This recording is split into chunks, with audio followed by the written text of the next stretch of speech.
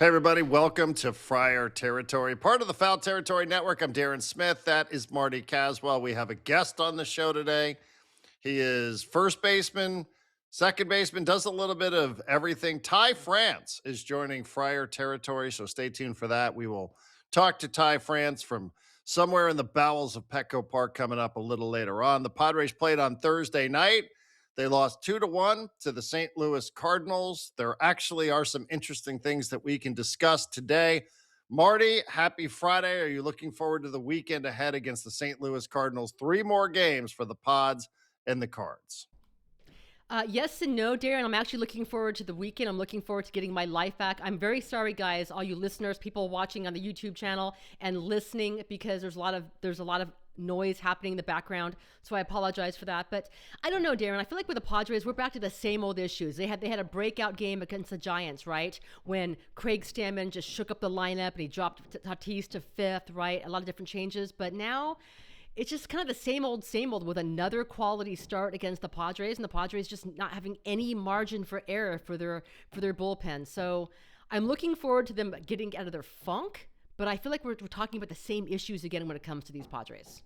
Yeah, Michael King was really good. Mm-hmm. He was so good, in fact, that I think legitimate questions were asked as to why it was that he was taken out of the game after 86 pitches. Craig Stammen, who I thought had a rather melancholic tone to his post-game press conference. And I don't judge these things day in, day out, Marty. I do not. You are oftentimes at the post-game press conference, so you pay more attention than I. But I think even in defeat, Craig Stammen has been pretty consistent in his tone. And I really thought Thursday there was something that sounded a little bit different to me. I don't know if you were in the room or not, but it sounded like it was really disappointing for the Padres manager that they lost this game 2-1 to the St. Louis Cardinals, that they didn't take advantage of a really good start from Michael King, maybe some second guessing as to leaving him in the game or not. And obviously we will talk a little bit about defense, because one of the big plays of the game, you can blame the relief pitching. You can say it was on the relief pitcher. You can say also it was on the defense, because starting in right field on Thursday night was Nick Castellanos. And Fernando Tatis Jr. started at second base. And we can talk about the why. We can talk about why these choices were made. But can we listen a little bit to Craig Stammen before we move any further? Because he was asked, when you do have Fernando Tatis Jr. playing second base, whatever your motivation is there, you are taking away a platinum glove winning right fielder. And that point seems to have been lost until a triple gets past Nick Castellanos, a play that we would expect Fernando Tatis Jr. to make. And it leaves the manager having to answer questions about the priorities when he's setting the lineup. Okay, we're gonna hear from Craig Stammen, but Darren, just real quick, any doubt that we're gonna see Tatis back in right field tonight? All right, here's Marty, Craig I don't know what to talk about anymore with Tatis. I mean, we'll get to the batting practice stuff. He had a couple of hits on Thursday night, so yay. But still, I just like, it's just becoming like very, very, very. That's a lot. Day. But like when you have to move Fernando in, I'm assuming because of the lefty, like it does leave you vulnerable to that. I mean, how much does that go into considering like where you're going to play guys? Not a ton, honestly. Like, we're trying to score runs, and you want to play offense. You want to play offense early, get ahead, and then you can put your defense in late is kind of, the way I look at it. You just can't have both at all times. And, right now we're just not scoring a ton of runs, so I feel like get as many good bats in there as we can with a good matchup and see if we can outscore the other team a little earlier, but we're not able to do that tonight. I think I know the answer to this. Your thoughts? It seemed that Fernando was safe at second there. What did you see? I can only see what's on the scoreboard, and my opinion was not the same as the umpires. You could have had a defensive replacement out there in the seventh inning for Nick too, right? What was your thoughts on that? Well, we want his bat in the lineup, and we felt like we needed to score some runs. And so in a tie game, you want him swinging the bat. He's been swinging the bat hot here, and that's what we're thinking. You can't, if I'm like guessing the ball's going to get hit the right field, I'm going to be guessing wrong a lot. All right. Just a couple of points of clarification because I think you heard the way the first question was asked. It was assuming because of the lefty. So correct me if I'm wrong here. Essentially, what the question was is you're starting Castellanos in right. You're putting Fernando Tatis Jr. at second base. The reason that you are not playing Sungmoon Song is because lefty-lefty matchups against the left-handed starting pitcher, Matthew Liberatore. Yes. You don't like that matchup. Is that overall, Marty? Am I getting that right? Is that the gist of the question? Yes, that's it. Okay. That's exactly it. Okay. Manager knows a million times more than me, but that doesn't exactly hold up based on how Liberatore's faced lefties this year. Because his numbers are way worse against lefties than they are against righties. And I don't mean that like real worse. Against lefties, slashing 326, 362, 674. That's like 1,000+ OPS. He's given up 4 home runs to lefties. And against righties, he's actually been more efficient in 116 at bats, 259, 328, 388, 716 OPS. So that doesn't really stack up. Like, and to just be sort of, I understand this is across the sport now, that defense is sort of, we're going to talk to a Gold Glover coming up in the next segment. And you do have somebody who is a 2-time Platinum Glove Award winner in Fernando Tatis Jr. So, I mean, I don't know why we are just so nonchalant or dismissive about defense in situations like this, especially when the whole lefty-righty matchup thing, Marty, doesn't actually stack up in this conversation. What's more, Darren, right now, just given what we've seen from the Padres in the first, couple of months, what's more valuable to the Padres right now? Tatis's defense in a 1-run ball game and a 1-run or tie ball game out in right field, or Nick Castellanos' bat in later innings? Yeah, I mean, I know it's easy to do all the stuff the day after. Speaking of Tatis, Marty, I know that you were there yesterday. You were there on Thursday. I will just read you briefly from Kevin Acey's Padres Daily and the Union Tribune. Beginning nearly 4 hours before Thursday night's first pitch, and for more than 30 minutes, Tatis and Manny Machado took turns in the batting cage on the field with only hitting coach Steven Souza Jr. nearby. Media watching were instructed to not take pictures or video. There wasn't a lot of talking, just hitting by 2 struggling stars. Then it became mostly about Tatis. Machado kept taking his turns in the cage, but only in between offering Tatis animated and at times intense and lengthy feedback. They would sometimes speak in between Tatis swings. Souza also demonstrated what he was seeing and looking for. Tatis hardly spoke as he locked in on the 2 men giving him counsel. Tatis, as you may have heard, has yet to hit a home run this season. Okay. Is that true? I've done my best. I didn't realize I don't know. I feel like somebody would be talking about that if it were accurate. Yes, I'm reading that as dramatically as I possibly can, Marty. How dramatic was it on the field? It was really, really strange, Darren. I've covered this team for, 20-something plus years. I've covered plenty of teams where players are in an offensive funk and they don't know what to do, and the hitting coach is going to be fired soon. And I've never seen that before, where you walk out on the field. And now the Padres were having their open clubhouse, but there was nothing happening in the clubhouse. None of the players that you wanted to talk to were really available, right? So we walked outside, and then the first thing is security person says, hey, because you know me, I'm always filming something or video, pictures. He's like, you can't, this is a private BP. I'm sorry. Private BP. It's a private BP.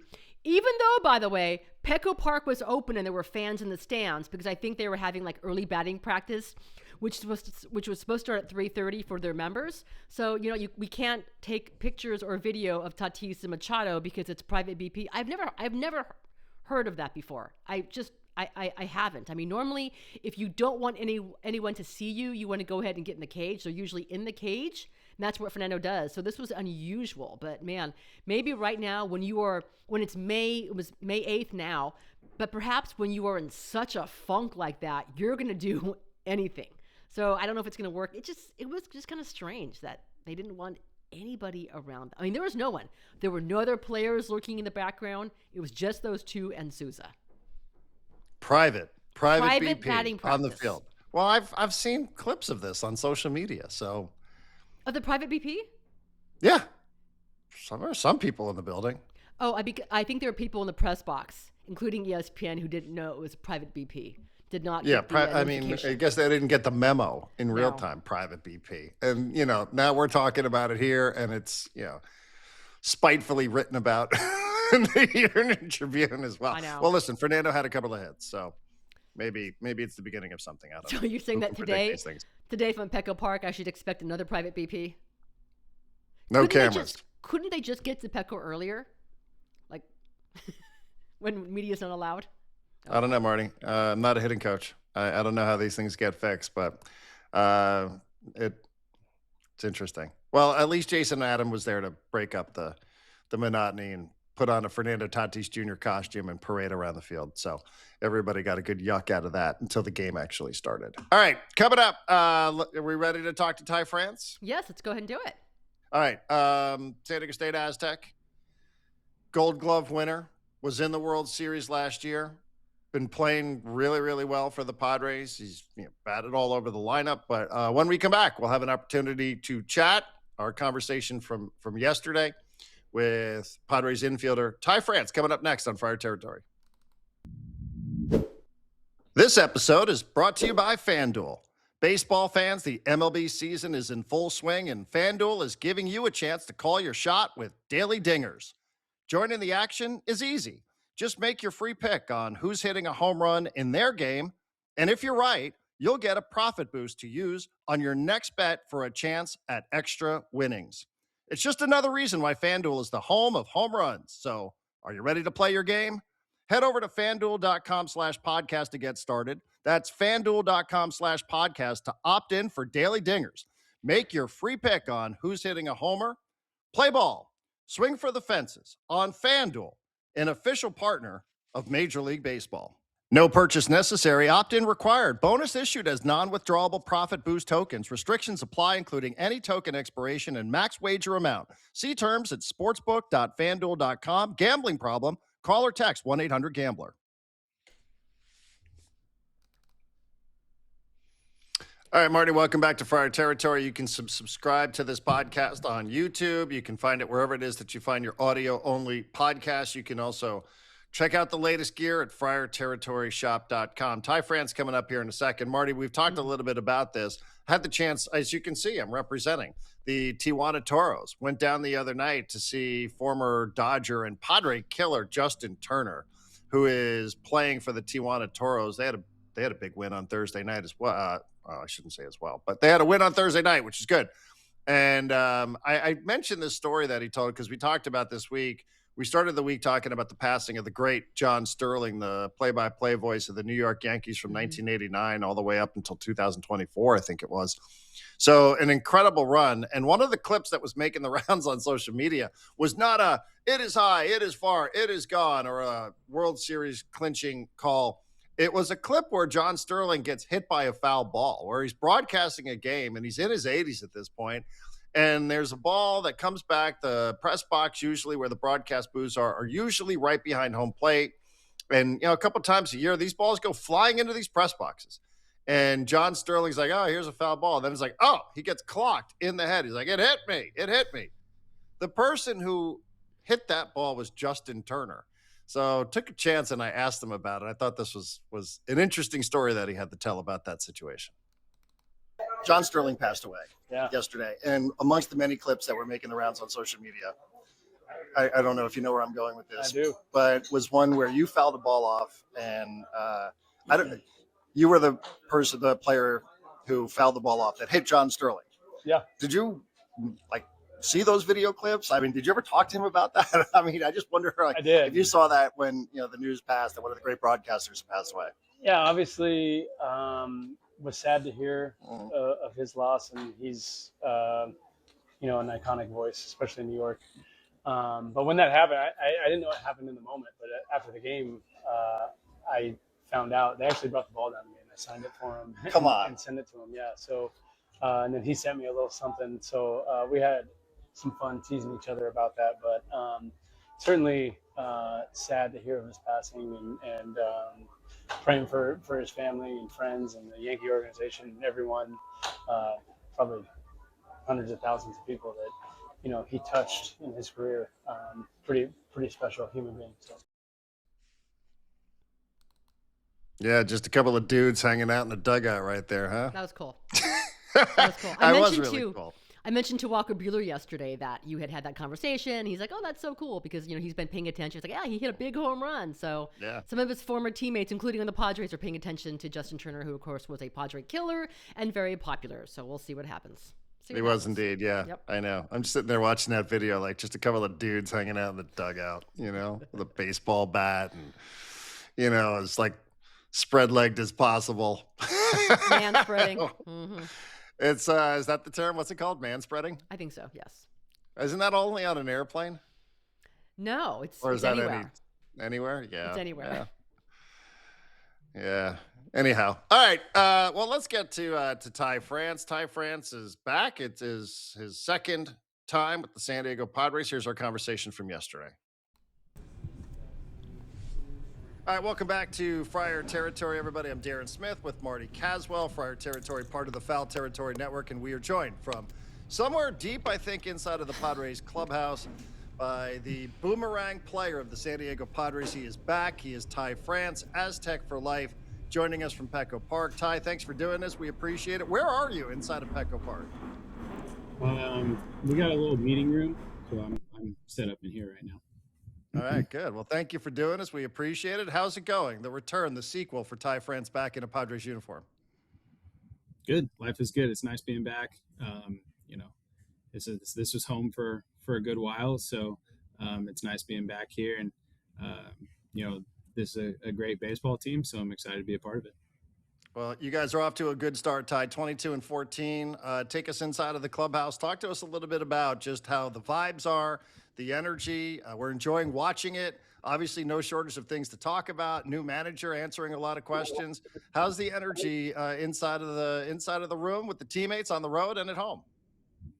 Yeah, it's been awesome. I played with Craig, so coming here, getting the opportunity to play for him now has been really cool. And as far as the vibes in here, it's been great. We're winning a lot of baseball games. We're playing fun, electric baseball, and it's so far it's been a good run. Ty, you know your value, your versatility in the infield, and you could be called upon as a pinch hitter at any time. What's the biggest thing about always staying prepared to be a pinch hitter, especially on an 0-1 count when you go into a game and deliver the way you did? Yeah, it just comes down to preparation. When you're not playing a lot, you have to find a routine that works for you to keep you as sharp as you can be. It's not easy. In my opinion, it's the hardest job in baseball because you can go, a week without seeing a live pitch. So it's very individualized. Whatever works for me won't work for the next guy. So it's finding out what works with you or works for you and applying that into the game. It's a lot of just trusting your preparation that you've done enough that when you get thrown in there, you're going to succeed. The UT pointed out your numbers when you are down in the count 0-1. Have you thought about perhaps a pitch clock violation every single time you're at bat because you have been productive in that situation? No, I feel like I do a pretty good job of swinging and putting myself in an 0-1 count. So I wouldn't say I don't love hitting from behind, but I know like the type of hitter that I am. Like I swing the bat a lot, foul a lot of pitches off. So I'm it's no surprise that I end up in a count that I'm behind in. Ty, how many different gloves do you have? Now, I'm not sure how much you're going to be campaigning, Stammen. Like, I'm ready. If someone needs me behind the plate, I'm ready to go and have my ABS challenge. How many gloves do you have, and how ready are you to go ahead and get back behind the plate if need be? Yeah, I don't have my own personal catcher's glove. It's one of those things where I'm more than happy to do it if they need my help back there. I'm not gonna go back there and win a Gold Glove or be the best ABS challenger or steal a bunch of strikes, but I'm good enough to where I can catch the ball. So as far as gloves, I got my first base glove and my infield glove. Like those are the only two I carry, and hopefully don't need it any more than that.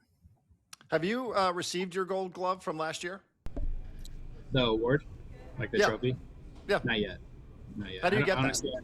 I don't know. I asked Toddy the other day because he's no stranger to it, and he was there with me at the award ceremony. and he doesn't know either. So I don't know. Maybe they come in separate packages: platinum glove, Maybe. gold glove. I don't know. It's interesting what Marty mentioned though about staying ready, Ty. And I wonder if you could talk to us a little bit. One of the stories I think with Craig Stammen is he's willing to make changes to the lineup, right, on a day in day out basis, regardless of circumstance. You have started games batting 5th, 6th, 7th, 8th. You've had different players, hitters hitting in front of you. We always hear, I've been like following this game for decades, and people always like, oh, we want to be in a routine and such. But when it's working, it's working. What do you like? What is it like playing in this lineup where day to day, maybe you don't know where you're going to be batting in the batting order?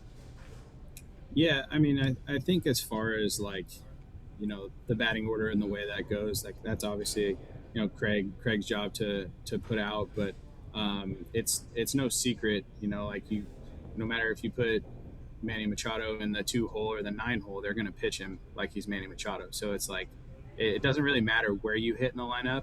You're going to get pitched based how the type of player you are. And you just leave the lineup up to Craig and his staff. Well, that's interesting because you have batted behind Manny Machado, Xander Bogaerts. This is what I do with my life. Gavin Sheets, Miguel Andujar, Nick Castellanos, Freddie Fermin, and Ramon Laureano. I mean, is there a difference when you're in the on-deck circle, seeing how the pitchers approach those players individually? Without going into too much detail, but can you see a difference when you're in the batter's box, how they will approach those pitchers when you're standing on deck? Or those hitters? Yeah, I mean, yes and no. Like, I think, say I'm hitting behind Manny or, Bogey, they're swinging the bat well. Chances are they're not going to get a bunch of stuff to hit. So they'll take their walks knowing and then I know they have to face me. Like they're going to come to me. And so that's really the only like difference is when, you're hitting behind a guy who's swinging the bat really well, knowing, okay, they're probably not going to pitch to him. They're going to want to face me. Ty, Go ahead, Marty. Darren. No, please, Darren, go ahead. You also you have tied a career high in triples for a season. You have 2 triples. You've also equaled a career high in stolen bases. What do we attribute all the speed to, Ty France? Where are we finding the jets? I'll give the stolen base credit to Macias, our first base coach. And then as far as the triples, we'll go with just luck so far. Okay, so the all-time franchise record is 13, Tony Gwynn and Dave Roberts. When do we get to start talking about that as you as a potential threat? Don't hold your breath.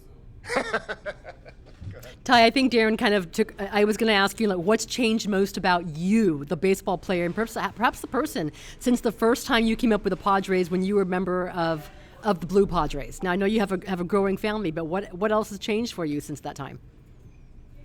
I mean, it's just I guess maturity level. Just this is my 7th year in the game or 8th season, and just watching how each season has gone and looking back on it and the growth that I've had. And, I hate using the term trusting the process, but like if you would have told younger Ty to, hey, just stick with it and trust the process, like I would have laughed at you. But now like, it really does make sense. And, that was one of the biggest things I lean on now is like, especially when you're not playing a lot, like understanding that, hey, you did everything you could to be prepared. Whatever happens after that is out of your control. I'm sitting here in this press box, and there's a mural behind me of Trevor Hoffman and one of your college coach at San Diego State, Tony Gwynn. What would Tony Gwynn say about the career that you've carved out for yourself in Major League Baseball? I'd hope he'd be proud of me. I think he would be, but it was funny with him. Like there was always like you could always get better at something. He was always working and always wanted you to keep getting better. And so I'm sure there'd be something where he'd find in my game where he'd let me know, hey, you need to be better at this. And my final one, Ty, would be you played in the World Series last year for the first time in your career. This is a place that the Padres would like to get to at some point. How do you, I know you can't go into great detail here with the amount of time that we have left, but I mean, what would you say about just what it's like getting to that stage in your career and how badly you sense that everybody else around you in this clubhouse wants to get there as well? Yeah, it was definitely a special run, especially with the group of guys that we had in Toronto. So there's a lot of similarities that I noticed with this group here and the group that I was with in Toronto, as far as like the team chemistry, the camaraderie that the guys have here, and just every single player knowing their role and knowing their job and wanting to be the best at it. And in order to get to where we want to go, that's a big part of it. And we're off to a good start. My last question, Ty, the new guy on this team, Sung Moon Song, what kind of spark and energy has he brought in just the handful of games he's been here for? Yeah, he's been awesome. You can't say enough about the guy. He works. He wants to be the best version of himself every day, and it's not easy. You're coming into a whole brand new environment. Fortunately for us, like we spent a good bit of time with him in spring training and got to know him and his personality and who he is. So when he got here, it was such a smooth transition. And you guys see what he does on the field. He's electric. So we're excited to have him. The man loves Chipotle, Ty. It's up to you to try to get him into some proper Mexican food around town, since you've got locals knowledge as well. Thank you for doing this. Thank you for joining us here on Friar Territory. Keep swinging it. Yeah, you got it, guys. Go. Well, that was Ty France from the deep recesses of Petco Park. Did you appreciate the research that he's batted behind Ramon Laureano, Manny Machado, Xander Bogaerts, Gavin Sheets, Miguel Andujar, Nick Castellanos, Yes. and Freddie Fermin? This is what you do. This is what you do with your life, Darren. Fantastic stuff. He probably had no idea. Now it's in his head.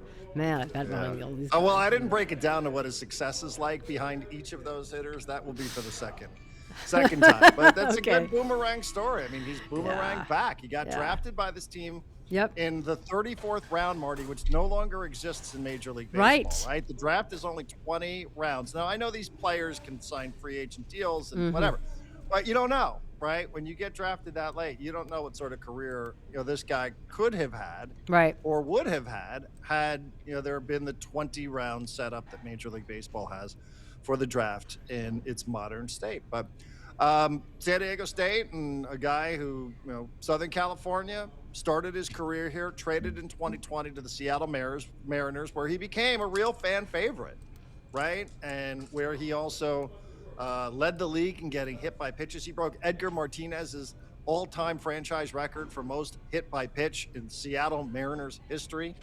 And he's had a good career. He's a Gold Glove winner. He's been an All-Star. He's played in a World Series, and now he is back in San Diego with the Padres, trying to replicate some of the success that he's already had. So that was good stuff. I thought he was going to make this team until the Padres. I thought he was going to be the Padres, maybe their baseman in the future, until they signed some guy named Manny Machado. Same season. He's a good player. I mean, he's just a good player, and I think there's something to be said for that. So, all right, our thanks to Ty France. We will wrap it and end it on that note. So we appreciate it. All the support. If you can go, you can subscribe to Friar Territory on YouTube, wherever it is that you find your podcasts.